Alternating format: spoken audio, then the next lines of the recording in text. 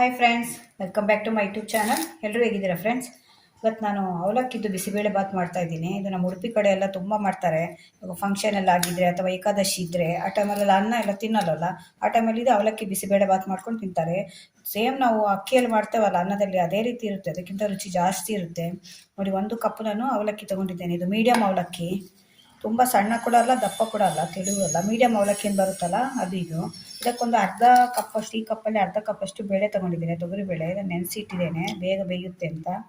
ಮತ್ತೊಂದು 2 ಆಲೂಗಡ್ಡೆ ತೊಗೊಂಡಿದ್ದೇನೆ, ಮತ್ತೊಂದು 2 ಕ್ಯಾರೆಟ್ ತೊಗೊಂಡಿದ್ದೇನೆ, ಮತ್ತೊಂದು ಸ್ವಲ್ಪ ಇದು ಡ್ರೈ ಬಟಾಣಿ ರಾತ್ರಿ ನೆನೆಸಿಟ್ಟಿದ್ದೆ ತೊಗೊಂಡಿದ್ದೇನೆ. ನೀವು ಬೇರೆ ತರಕಾರಿ ಇದ್ದರೆ ಅದು ಕೂಡ ಹಾಕ್ಕೊಳ್ಬೋದು. ಕ್ಯಾಪ್ಸಿಕಮ್ ಇದ್ದರೆ ಹಾಕ್ಕೊಳ್ಬೋದು, ಮತ್ತು ಬೀನ್ಸ್ ಇದ್ದರೆ ಹಾಕ್ಕೊಳ್ಬೋದು. ನನ್ನ ಹತ್ರ ಯಾವುದು ತರಕಾರಿ ಇರಲಿಲ್ಲ, ಮನೆಯಲ್ಲಿರೋ ತರಕಾರಿಯಲ್ಲೇ ಮಾಡ್ತಾ ಇದ್ದೀನಿ. ಯಾವುದು ತರಕಾರಿ ಇಲ್ಲ ಅಂದರೆ ಇಷ್ಟು ತರಕಾರಿ ಸಾಕಾಗುತ್ತೆ, ಮಾಡ್ಕೊಳ್ಬೋದು. ಮೊದಲು ಇದನ್ನೆಲ್ಲ ಕಟ್ ಮಾಡಿಕೊಂಡು ಆಮೇಲೆ ಬೇಯಿಸ್ಕೊಳ್ಬೇಕು. ಆಮೇಲೆ ಮತ್ತೆ ಮಾಡುವಾಗ ನಿಮಗೆ ತೋರಿಸ್ತೇನೆ. ಈಗ ನೋಡಿ, ತರಕಾರಿ ಎಲ್ಲ ಕಟ್ ಮಾಡಿ ಹಾಕಿದೆ, ಕಟ್ ಮಾಡಿ ಇಟ್ಕೊಂಡಿದ್ದೇನೆ ನೋಡಿ. ಇದನ್ನು ಇವಾಗ ನಾನಿದು ಕುಕ್ಕರ್ಗೆ ಹಾಕ್ತಾಯಿದ್ದೇನೆ. ಕುಕ್ಕರಲ್ಲಿ ಬೇಯಿಸ್ಕೊಳ್ತೇನೆ. ತರಕಾರಿ ಮತ್ತು ಬೇಳೆ ಎಲ್ಲ ಒಟ್ಟಿಗೆ ಕುಕ್ಕರಲ್ಲಿ ಬೇಯಿಸ್ಕೊಳ್ಳಿ, ಒಂದೇ ಸಲ ಆಗೋಗುತ್ತೆ. ನಾವು ಇಲ್ಲಿ ಅನ್ನದ್ದು ಬಿಸಿಬೇಳೆ ಮಾಡ್ತೇವೆ ಅಂದರೆ ಅನ್ನ ಮಾಡ್ಕೊಳ್ಬೇಕಾಗುತ್ತೆ. ಈಗ ಕಟ್ ಮಾಡಿ ತರಕಾರಿನೆಲ್ಲ ಈ ಕುಕ್ಕರಲ್ಲಿ ಹಾಕಿದ್ದೇನೆ. ಇದ್ರ ಜೊತೆಗೆ ಬೇಳೆ ಕೂಡ ಈಗ ಒಂದು ಚಿಕ್ಕ ಪಾತ್ರೆ ತೊಗೊಂಡು ಅದರಲ್ಲೇ ಹಾಕಿ ಈಗ ಇಡ್ತಾ ಇದ್ದೇನೆ ಒಟ್ಟಿಗೆ, ಒಂದೇ ಸಲ ಆಗೋಗುತ್ತೆ ಅಂತ. ಯಾಕೆಂದರೆ ಬೇಳೆ ಎಲ್ಲ ಚೆನ್ನಾಗಿ ಬೇಯಬೇಕಾಗುತ್ತೆ. ತರಕಾರಿ ಎಲ್ಲ ಒಟ್ಟಿಗೆ ಹಾಕಿದ್ರೆ ಬೇಳೆ ಸರಿಯಾಗಿ ಬೇಯಲ್ಲ. ತರಕಾರಿ ಒಟ್ಟಿಗೆ ಕೂಡ ಬೇಯಿಸ್ಕೊಳ್ಬೋದು ನೀವು, ಆದರೆ ಬೇಳೆ ಸರಿಯಾಗಿ ಬೇಯಲ್ಲ ಅಂತ ಸಪ್ರೇಟಾಗಿ ಇಡ್ತಾ ಇದ್ದೇನೆ. ಇದನ್ನು ನೋಡಿ, ತರಕಾರಿ ತೊಳೆದು ಹಾಕಿಟ್ಟಿದ್ದೆ. ಈಗ ಕಲರ್ ಬಂದಿದೆ ನೋಡಿ, ಎಲ್ಲ ತರಕಾರಿಗೆ ಕಲರ್ ಹಾಕ್ತಾರೆ. ಇದು ಕ್ಯಾರೆಟ್ ಇದು ಕಲರ್ ಅಂದ್ಕೊಳ್ತೇನೆ. ನೆನೆಸಿಟ್ಟು ತೆಗೆದ್ರೆ ಹೇಗೆ ಕಲರ್ ಇದೆ ನೋಡಿ, ಕಲರ್ ಬಿಟ್ಟಿದೆ. ಎಲ್ಲ ವಿಷ ಈಗ ತರಕಾರಿಗಳು ಎಲ್ಲ. ಇವಾಗ ಇದನ್ನು ಮುಚ್ಚಿ ಹೋಗಿ ಬೇಯಿಸ್ಕೊಳ್ಬೇಕು. ಇದು ಈ ಬಿಸಿಬೇಳೆ ಅವಲಕ್ಕಿ ಬಿಸಿಬೇಳೆ ಬಾತಿಗೆ ನಾನು ತೆಂಗಿನಕಾಯಿ ರುಬ್ಬಿ ಹಾಕಿ ಮಾಡ್ತಾ ಇದ್ದೇನೆ ನೋಡಿ. ಒಂದು ಸ್ವಲ್ಪ ತೆಂಗಿನಕಾಯಿ ತೊಗೊಂಡಿದ್ದೇನೆ ನೋಡಿ, ಒಂದು ಸ್ವಲ್ಪ ಎಷ್ಟು ಸಾಕು. ಅದ್ರ ಜೊತೆಯಲ್ಲಿ ಇದು ಬಿಸಿಬೇಳೆ ಬಾತು ಪೌಡ್ರು ನಾನು ಮಾಡಿ ಇಟ್ಕೊಂಡಿರ್ತೇನೆ, ಅದೇ ಪೌಡ್ರನ್ನ ಹಾಕ್ತಾ ಇದ್ದೇನೆ. ಬೇಕಾದ್ರೆ ನೀವು ಮಾಡ್ಕೊಳ್ಬೋದು, ಇಲ್ಲಾಂದರೆ ಪೌಡ್ರೇ ಹಾಕಿ ಮಾಡ್ಬೋದು. ತೆಂಗಿನಕಾಯಿ ಇಲ್ದಿರ ಪೌಡ್ರೇ ಹಾಕಿ ಮಾಡ್ಬೋದು. ಆದರೆ ನಾವು ಈ ಕಡೆ ಹೇಗೆ ಅಂದರೆ ಉಡುಪಿ ಕಡೆ ತೆಂಗಿನಕಾಯಿ ರುಬ್ಬಿ ಹಾಕಿ ಮಾಡ್ತೇವೆ. ಇದು ಕೂಡ ಚೆನ್ನಾಗಿರುತ್ತೆ. ಆದ್ದರಿಂದ ನಿಮಗೆ ಇದನ್ನು ತೋರಿಸ್ತಾ ಇದ್ದೇನೆ. ನಾನು ಅಕ್ಕಿಯಲ್ಲಿ ಮಾಡಿದ ಬಿಸಿಬೇಳೆ ಬಾತ್ ನನ್ನ ಚಾನಲಲ್ಲಿದೆ, ಮತ್ತು ಬಿಸಿಬೇಳೆ ಬಾತ್ ಪೌಡ್ರು ಮಾಡಿದ್ದು ಕೂಡ ಇದೆ. ಅದನ್ನು ಬೇಕಾದ್ರೆ ಚೆಕ್ ಮಾಡ್ಕೊಳ್ಳಿ. ಇವಾಗ ನಾನು ಇದಕ್ಕೆ 2 ಸ್ಪೂನಷ್ಟು ಹಾಕ್ತಾ ಇದ್ದೇನೆ. ಇದು ಬಿಸಿಬೇಳೆ ಬಾತು ಪೌಡ್ರ್. ಇದು ನಾವು ಹೀಗೆ ಮಾಡಿ ಇಟ್ಕೊಳ್ತೇವೆ, ಇಲ್ಲಾಂದರೆ ಆವಾಗ ಮಾಡ್ಕೊಳ್ಬೇಕಾಗುತ್ತೆ. ಒಂದು 15 ದಿನ ಏನೂ ಆಗಲ್ಲ. ಇದು ಫ್ರಿಜ್ಜಲ್ಲಿಟ್ಟರೆ 1 ತಿಂಗಳವರೆಗೆ ಇಟ್ಕೊಳ್ಬೋದು. ಇದು 2 ಸ್ಪೂನ್ ಹಾಕಿದ್ದೇನೆ. ಇವಾಗ ಇದನ್ನು ರುಬ್ಕೊಳ್ಬೇಕು. ಇವಾಗ ಇದಕ್ಕೊಂದು 2 ಬ್ಯಾಡಗಿ ಮೆಣಸಿನ್ಕಾಯಿ ಹಾಕ್ತಾ ಇದ್ದೇನೆ. ಇದು ಕಲರಿಗೆ ಒಳ್ಳೆ ಕಲರ್ ಕೊಡುತ್ತೆ. ಇದ್ರ ಜೊತೆ ಎಲ್ಲ ಹಾಕಿದರೆ. ಇವಾಗ ಇದನ್ನು ರುಬ್ಕೊಂಡು ಬರ್ತೇನೆ. ತರಕಾರಿ ಎಲ್ಲ ಬೇಯಿಸ್ಕೊಂಡಿದ್ದೇನೆ, ಚೆನ್ನಾಗಿ ಬೆಂದಿದೆ ನೋಡಿ. ಬೇಳೆ ಕೂಡ ಎಷ್ಟು ಚೆಂದ ಮಾಡಿ ಬೆಂದಿದೆ ನೋಡಿ. ಇದರಿಂದ ಒಂದೇ ಸಲ ಆಗೋಗುತ್ತೆ, ಗ್ಯಾಸ್ ಸೇವ್ ಆಗುತ್ತೆ ಈಗ ಇಟ್ಕೊಂಡ್ರೆ. ತೆಂಗಿನಕಾಯಿ ಕೂಡ ರುಬ್ಬಿ ಮಸಾಲೆ ಅದು ಬಿಸಿಬೇಳೆ. ಈಗೊಂದು ಪಾತ್ರೆ ಇಟ್ಟಿದ್ದೇನೆ ನೋಡಿ, ಇದಕ್ಕೊಂದು ಸ್ವಲ್ಪ ತುಪ್ಪ ಹಾಕ್ತಾ ಇದ್ದೇನೆ. ತುಪ್ಪ ಹಾಕಿ ಈ ಒಂದು ಟೊಮೆಟೊ ತೊಗೊಂಡಿದ್ದೇನೆ, ಅದನ್ನು ಹಾಕ್ತೇನೆ ಫಸ್ಟಿಗೆ.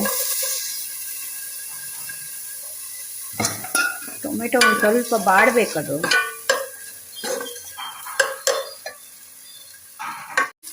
ಈಗ ಟೊಮೆಟೊ ಸ್ವಲ್ಪ ಬಾಡಿದೆ. ಟೊಮೆಟೊ ಬಾಡಿದ ಮೇಲೆ ಇದು ಬೇಳೆ ಬೇಯಿಸಿ ಇಟ್ಕೊಂಡಿವಲ್ಲ ಅದನ್ನು ಕೂಡ ಹಾಕ್ತಾ ಇದ್ದೇನೆ.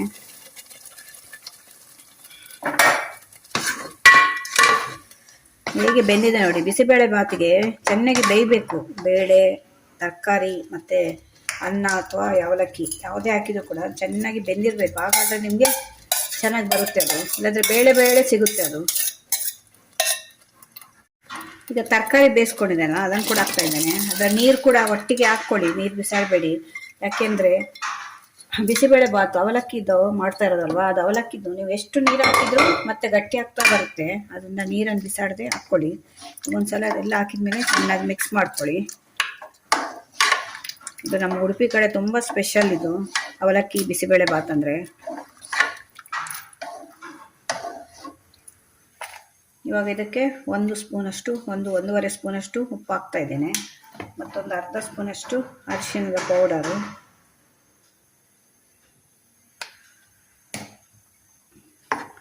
ಒಂದು ಸ್ವಲ್ಪ ಕುದಿ ಬರಬೇಕು, 1-2 ಕುದಿ ಬರಬೇಕು. ಕುದಿ ಬಂದಾಗ ನಾವು ಅದಕ್ಕೆ ಅವಲಕ್ಕಿ ಹಾಕೋಣ.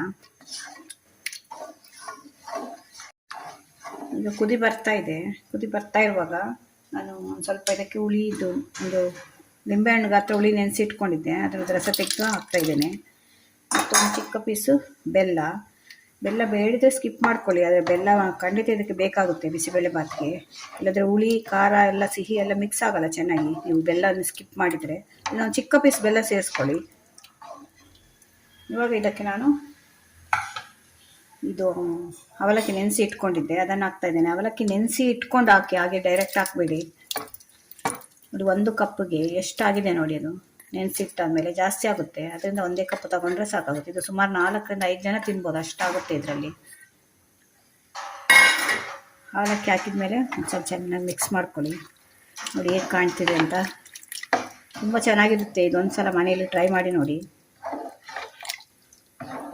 ಇದು ಒಂದು ಕುದಿ ಬರಲಿಕ್ಕೆ ಆಗ್ತಾಯಿದೆ. ಆವಾಗ ನಾವು ರುಬ್ಕೊಂಡಿದ್ದೇವಲ್ಲ ಮಸಾಲೆ, ಬಿಸಿಬೇಳೆ ಪೌಡ್ರ್ ಹಾಕಿ ಇದನ್ನು ಹಾಕ್ತಾ ಇದ್ದೇನೆ. ಇವಾಗ ಇದನ್ನು ನಾನು ಸಿಂಪಲಾಗಿ ಮಾಡ್ತಾ ಇದ್ದೇನೆ. ಇದಕ್ಕೆ ನಾನು ಕ್ಯಾಪ್ಸಿಕಮ್ ಹಾಕ್ತಿಲ್ಲ, ಈರುಳ್ಳಿ ಹಾಕ್ತಿಲ್ಲ, ಕಡಲೆ ಬೀಜ ಹಾಕ್ತಿಲ್ಲ, ಏನು ಹಾಕದೆ ಸಿಂಪಲಾಗಿ ಮಾಡ್ತಾ ಇದ್ದೇನೆ. ಅದೇ ತುಂಬ ರುಚಿ ಇರುತ್ತೆ. ಒಂದ್ಸಲ ಈ ರೀತಿ ಕೂಡ ಮಾಡಿ ನೋಡಿ ಸಿಂಪಲಾಗಿ.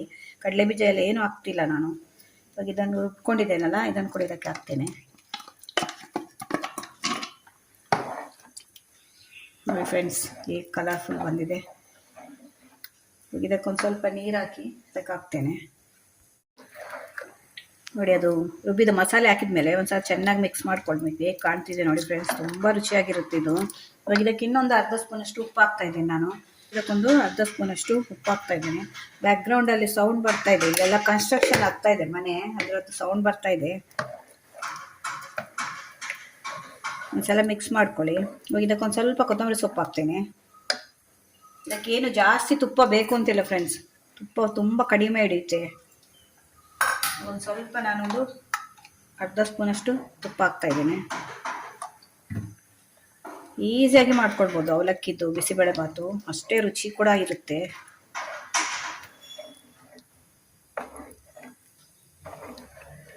ಒಂದ್ಸಲ ಚೆನ್ನಾಗಿ ಮಿಕ್ಸ್ ಆಗಿ ಮುಚ್ಚಿಡ್ತಾ ಇದ್ದೇನೆ. ಒಂದು ಕುದಿ ಬರಬೇಕು ಚೆನ್ನಾಗಿ.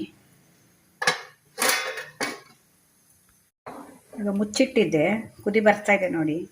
ಇವಾಗ ಇದಕ್ಕೆ ಒಂದು ಸ್ವಲ್ಪ ಕೊತ್ತಂಬರಿ ಸೊಪ್ಪು ಹಾಕ್ತಾ ಇದ್ದೇನೆ. ಕೊತ್ತಂಬರಿ ಸೊಪ್ಪು ಹಾಕಿದ್ಮೇಲೆ ಒಂದು 2 ಕುದಿ ಬಂದರೆ ಸಾಕು, ತುಂಬ ಕುದಿ ಬರ್ಸ್ಬೇಡಿ ಕೊತ್ತಂಬರಿ ಸೊಪ್ಪು ಹಾಕಿದ್ಮೇಲೆ. ಇದು ನೋಡಿ ಆಲ್ಮೋಸ್ಟ್ ಆಯಿತು ನಮ್ಮದು ಬಿಸಿಬೇಳೆ ಬಾತು, ಅವಲಕ್ಕಿ ಬಿಸಿಬೇಳೆ ಬಾತು. ನೋಡಿ ಹೇಗೆ ಕಾಣ್ತೀನಿ ಅಂತ, ತುಂಬ ಚೆನ್ನಾಗಿರುತ್ತೆ ಫ್ರೆಂಡ್ಸ್. ಒಳ್ಳೆ ಘಮ ಬರ್ತಾ ಇದೆ. ನೋಡಿದ್ರೆ ಹೊಟ್ಟೆ ಹಸಿವು ಶುರುವಾಗುತ್ತೆ, ಆಗಿರುತ್ತೆ. ನೀವು ಕೂಡ ಒಂದ್ಸಲ ಟ್ರೈ ಮಾಡಿ ನೋಡಿ. ನೀವು ಅಕ್ಕಿಯಲ್ಲಿ ಮಾಡಿರ್ತೀರ ಹೆಚ್ಚಾಗಿ ಅನ್ನ ಮಾಡಿ, ಇದು ಅವಲಕ್ಕಿಯಲ್ಲಿ ಮಾಡಿದ್ದು. ಮೇಲೆ ಮತ್ತೆ ಸ್ವಲ್ಪ ತುಪ್ಪ ಹಾಕ್ತಾ ಇದ್ದೇನೆ. ತುಪ್ಪ ಕೂಡ ಜಾಸ್ತಿ ಬೇಕು ಅಂತಿಲ್ಲ, ಒಂದು 2 ಸ್ಪೂನ್ ತುಪ್ಪ ಹಾಕಿದರೆ ನಿಮಗೆ ಸಾಕಾಗುತ್ತೆ. ನೋಡಿ ಹೇಗಿದೆ ಅಂತ. ಇದು ಅವಲಕ್ಕಿದಾದ್ರಿಂದ ಒಂದು ಸ್ವಲ್ಪ ಈ ರೀತಿ ನೀರೇ ಮಾಡ್ಕೊಳ್ಬೇಕು. ಯಾಕೆಂದರೆ ನೀವು ಒಂದು ಅರ್ಧ ಗಂಟೆ ಬಿಟ್ಟು ನೋಡುವಾಗ ನೀರೆಲ್ಲ ಇಳ್ಕೊಂಡು ಸ್ವಲ್ಪ ಗಟ್ಟಿಯಾಗಿರುತ್ತೆ. ಅದನ್ನು ನೀವು ಮಾಡ್ಕೊಳ್ಳುವಾಗಲೇ ಸ್ವಲ್ಪ ತೆಳು ಮಾಡಿಕೊಂಡ್ರೆ ಆಮೇಲೆ ಇದು ಗಟ್ಟಿ ಆಗ್ತಾ ಬರುತ್ತೆ. ಇನ್ನು ತಿನ್ನುವಾಗ ಸರಿ ಹೋಗುತ್ತೆ. ಒಂದು ಅರ್ಧ ಗಂಟೆ ಆದಮೇಲೆ ನೀವು ತಿಂತೀರಿ ಅಂತ ಹೇಳುವಾಗ ಅದು ಗಟ್ಟಿ ಆಗ್ತಾ ಬರುತ್ತೆ. ನೋಡಿ ಫ್ರೆಂಡ್ಸ್, ನಮ್ಮದು ಅವಲಕ್ಕಿ ಬಿಸಿಬೇಳೆ ಬಾತ್ ರೆಡಿ ಆಯಿತು. ನೋಡಿ ಫ್ರೆಂಡ್ಸ್, ಅವಲಕ್ಕಿ ಬಿಸಿಬೇಳೆ ಬಾತು ರೆಡಿಯಾಗಿದೆ. ಈ ಮಳೆ ಬರ್ತಾ ಇದೆ, ಮಳೆಗೆ ಬಿಸಿ ಬಿಸಿಯಾದ ರುಚಿಯಾದ ಅವಲಕ್ಕಿ ಬಿಸಿಬೇಳೆ ಬಾತ್. ನೋಡಿ 1 ಕಪ್ಪು ಅವಲಕ್ಕಿ, ಅರ್ಧ ಕಪ್ಪು ಬೇಳೆ, ಸ್ವಲ್ಪ ತರಕಾರಿ ಹಾಕಿದರೆ ಒಂದು ಪಾತ್ರೆ ಆಗಿದೆ ನೋಡಿ. ಅಷ್ಟು ಚೆನ್ನಾಗಿ ಬರುತ್ತೆ. ಇದು ಸಿಂಪಲಾಗಿ ಮಾಡಿದ್ದೇನೆ, ಏನು ನಾನು ಕ್ಯಾಪ್ಸಿಕಮ್ ಹಾಕಲಿಲ್ಲ, ಕಡಲೆ ಬೀಜ, ಈರುಳ್ಳಿ ಏನು ಹಾಕದೆ ಸಿಂಪಲಾಗಿ ಮಾಡಿದ್ದೇನೆ. ಈ ರೀತಿ ಒಂದ್ಸಲ ಮಾಡ್ಕೊಳ್ಳಿ. ಜಾಸ್ತಿ ಮಸಾಲೆಲೆಲ್ಲ ಹಾಕದೆ ಮಾಡಿರುವಂಥ ಅವಲಕ್ಕಿ ಬಿಸಿಬೇಳೆ ಬಾತು. ನಮ್ಮ ಈ ಸೈಡ್ ತುಂಬ ಮಾಡ್ತಾರೆ, ಉಡುಪಿ ಕಡೆಯಲ್ಲೆಲ್ಲ. ಇವಾಗ ಅದು ಮಕ್ಕಳಿಗೆ ಕೊಡಲಿಕ್ಕೆ ರೆಡಿಯಾಗಿ ಕೂತಿದ್ದಾರೆ, ಇವಾಗ ಕೊಡ್ತೇನೆ. ಅದ್ರ ಜೊತೆಯಲ್ಲಿ ನಾವು ಕೆಲವರು ಬೂಂದಿ ಹಾಕ್ಕೊಳ್ತಾರೆ ಅಲ್ವಾ ಬಿಸಿಬೇಳೆ ಬಾತ್ ಜೊತೆಯಲ್ಲಿ. ನಮ್ಮ ಮನೇಲಿ ನಾವು ಚಿಪ್ಸ್ ಹಾಕ್ಕೊಳ್ತೇವೆ. ಮಕ್ಕಳಿಗೆ ಚಿಪ್ಸ್ ಅಂದರೆ ತುಂಬ ಇಷ್ಟ, ಅದರಿಂದ ಚಿಪ್ಸ್ ಹಾಕಿ ಕೊಡ್ತೇನೆ. ನೋಡಿ ಹೇಗೆ ಕಾಣ್ತಾ ಇದೆ, ಸೂಪರ್ ಆಗಿರುತ್ತೆ. ಒಂದ್ಸಲ ಟ್ರೈ ಮಾಡಿ ನೋಡಿ ಅವಲಕ್ಕಿಯಲ್ಲಿ. ನೋಡಿ ಅದ್ರ ಜೊತೆಯಲ್ಲಿ ಚಿಪ್ಸ್ ಇಡ್ತಾ ಇದ್ದೇನೆ. ಮತ್ತು ಅದಕ್ಕೆ ಮೇಲೆ ಒಂದು ಸ್ವಲ್ಪ ತುಪ್ಪ ಹಾಕೋದು. ನೋಡಿ ಹೇಗಿದೆ, ತಿಂತಾ ಇದ್ರೆ ಅಂತೂ ನೋಡ್ತಾ ಇದ್ರೇ ಆಸೆ ಆಗುತ್ತೆ ತಿನ್ನಬೇಕು ಅಂತ, ಅಷ್ಟು ರುಚಿಯಾಗಿರುತ್ತೆ. ಖಂಡಿತ ಟ್ರೈ ಮಾಡಿ ನೋಡಿ, ಮತ್ತು ನಾನು ಕಮೆಂಟಲ್ಲಿ ಹೇಳಿ ಹೇಗಿತ್ತು ಅಂತ. ಈ ವಿಡಿಯೋ ನಿಮ್ಗೆ ಇಷ್ಟ ಆದರೆ ನನ್ನ ಚಾನಲ್ನ ಸಬ್ಸ್ಕ್ರೈಬ್ ಮಾಡ್ಕೊಂಡು ನೋಡಿ. ಇದೇ ಥರ ಹೊಸ ವಿಡಿಯೋ ತೊಗೊಂಡು ಮತ್ತೆ ಬರ್ತೇನೆ. Bye friends.